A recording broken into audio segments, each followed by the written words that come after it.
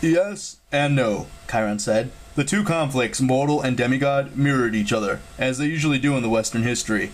Look at any civil war or revolution from the fall of Rome onward, and it marks a time when the demigods also fought one another. But that civil war was particularly horrible. For the American mortals, it is still their bloodiest conflict of all time, worse than their casualties in all the world wars. For demigods, it was equally devastating. Even back then, this valley was Camp Half-Blood.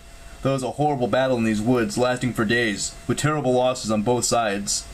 Both sides? Leo said. You mean the camp split apart?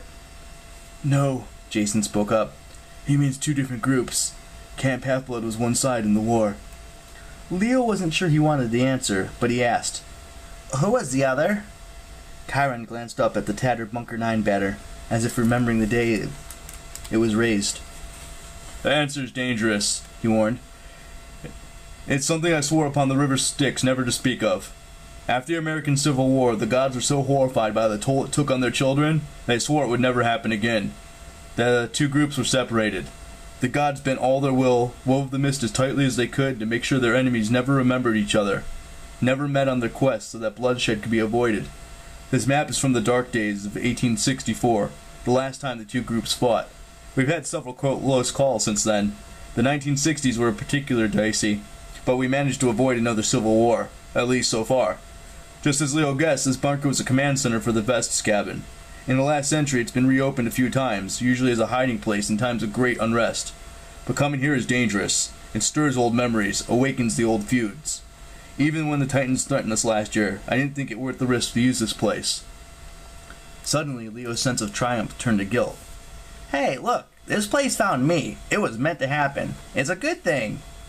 I hope you're right, Chiron said. I am. Leo pulled the old drawing out of his pocket and spread it on the table for everyone to see. There, he said proudly. Aeolus returned that to me. I drew it when I was 5. That's my destiny. Nyssa frowned. Leo, that's a crayon drawing of a boat. Look! He pointed at the largest schematic on the bulletin board, a blueprint showing a Greek treme. Slowly his cabin mate's eyes widened as they compared the two designs. The number of masts and oars, even the decorations on the shields and sails were exactly the same as on Leo's drawing. That's impossible, Nyssa said. That blueprint has to be a century old at least. Prophecy unclear, flight. Jake Mason read from the notes on the blueprint.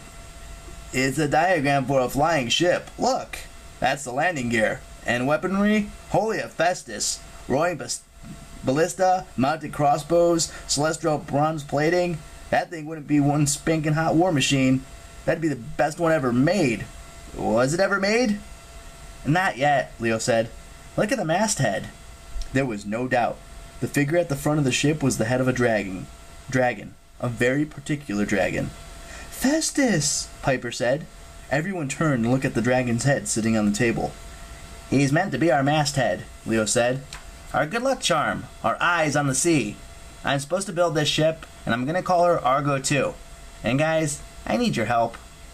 Argo 2, Piper smiled. After Jason's ship. Jason looked a little uncomfortable, but he nodded. Leo's right. That ship is just what we need for our journey. What journey? Nyssa said. You just got back. Piper ran her fingers over the old crayon drawing. We gotta confront Polypheon, the giant king. He said he'd destroy the gods at their roots. Indeed, Chiron said. Much of Rachel's great prophecy is still a mystery to me, but one thing is clear. You three, Jason, Piper, and Leo, are among the 7 demigods who must take on the quest. You must confront the giants in their homeland where they are the strongest. You must stop them before they can wake Gaia fully, before they destroy Mount Olympus. Nyssa shifted. You don't mean Manhattan, do you? No, Leo said. The original Mount Olympus, we have to sail to Greece.